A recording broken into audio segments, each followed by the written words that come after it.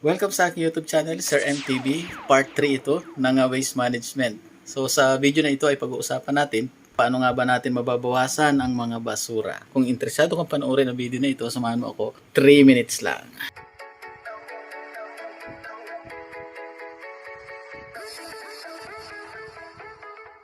Meron tayong 3 R's: reduce, reuse, and recycle. Yan ang pag-uusapan natin sa video na ito. Ano nga ba ang ibig sabihin na reduce o reduce?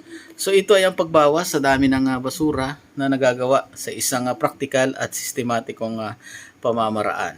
Halimbawa, sa halip na gumamit ng sachet na shampoo, ay bumibili na lang ng isang bote. So, isa lamang ang basura noon kapag isang bote. Kapag bumili ka ng nasa sachet, isang dosena ay 12. So, yan yung isang paraan para mabawasan, reduce, ang ating basura. Sa Nescafe rin, sa mga kape natin, sa halip na sachet ang bilhin, bibili na lang tayong nasa bote para nababawasan natin yung ating basura. Ikalawa, ano nga bang ibig sabihin ng reuse? So, ang reuse ay ang paghanap ng ibang paraan para gamitin o para magamit muli ang isang material na kadalasan ay tinatapon na lamang pagkatapos gamitin. Reuse, gagamitin uli. So sa halip na para mabawasan ang basura, sa halip na bumili ng mga bottled water, bibili na lamang tayo ng isang tumbler na pwedeng dalhin sa school. Okay, sa halip na magdala ng mga eco bags, bibili na lang tayo ng bayong. Mas malaking lagayan pag tayo mamamalengke kaysa doon sa mga eco bags. Ikatlo ay recycling o paggawa ng bagong produkto. So yung mga broken glasses, mga bottles, ginagawa na naman yan. Na isa pang kapakipakinabang na produkto. Pwede pang dekorasyon, alkansya. Okay. So halimbawa, yung mga sesto, yung mga pakete ng sesto, ginagawa yung bag. At marami pang halimbawa kayong maiisip. So, yung mga produkto nga nare-resiklo, pag minsan ginagawa ng alkansya, katulad ng meron lagayan ng taniman ng mga halaman, so nire-recycle. Yung isang bagay na nagamit mo na ay pwedeng gamitin pa uli sa iba pang purpose, sa iba pang paraan. Para maiwasan din ang pagdami ng ating basura, meron tayong mga resource recovery. So kung saan pinaghiwa-hiwalay natin yung mga nabebenta pa. Yung mga bote, pinagbebentayan ng piso at nilalagyan naman ng oil. Yan. So at marami pang iba na pwedeng gawin, pwedeng ibenta, pwedeng pagkapirahan ang mga basura. Okay, yun ang resource recovery. May composting din na tinatawag para mabawasan ang ating basura. Naghuhukay, tapos doon nilalagay yung mga balat ng gulay, mga prutas, tapos ginagawang pataba. Ganon din naman yung mga dahon. So, iniipon yun doon, pinabubulok, tapos ginagawang pataba sa mga halaman. Ay kesa naman sa ipanapon pa at magkalat sa paligid. So, ginagawa na ng paraan. Isa pa rin mabisang paraan para mabawasan ating mga basura ay yung waste segregation. Mula sa tahanan, kinakailangan hiwa-hiwalay na yan, nabubulok at di nabubulok. At saka yung mapapakinabangan pa. So para hindi lahok-lahok yung mga basura ninyo, syempre para hindi iwanan yan mga collector, na mga nangongolekta ng basura, iiwanan yan kapag hindi nakasegregate yan mula sa inyong tahanan.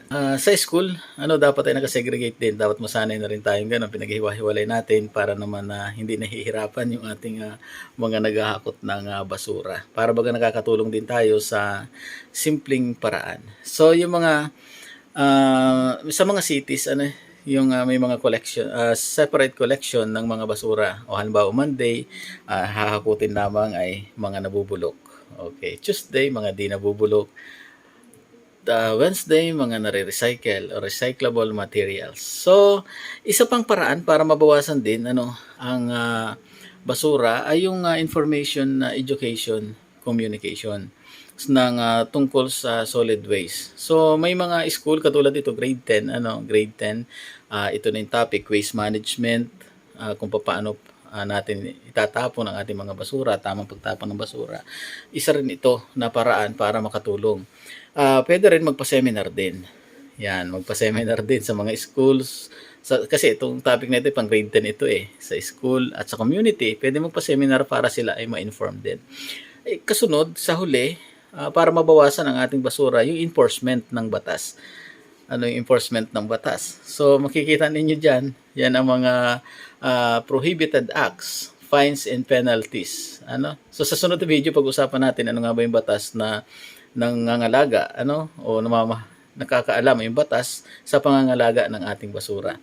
Yan ang loitering, littering, throwing, and dumping of waste in public places. Yan, nagkakalat. Tapon dito, tapon doon, 300 to 1,000 ang multa.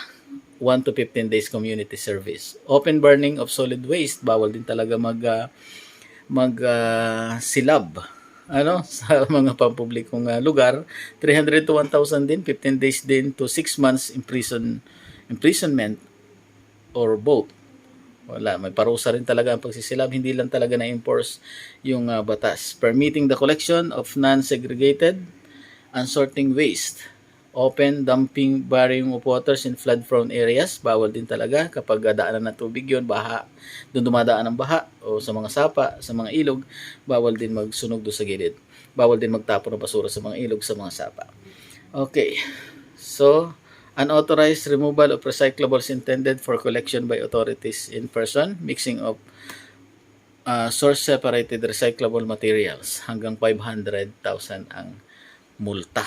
At pagka bilanggo, may multa na, mabibilanggo ka pa. So, yan ay papag-aralan natin na mas malalim sa susunod na video. So, yan yung ilang paraan para mabawasan ang ating mga basura. So, sana may natutunan kayo, at kung mahilig kayo sa videos na ganito, sa ganitong content, mag-subscribe na kayo, paki-share, paki-like na, paki-comments, at pindutin ang notification bell button para lagi kayong updated sa mga videos na aking upload. Thank you so much and God bless you all. Thank you. God bless.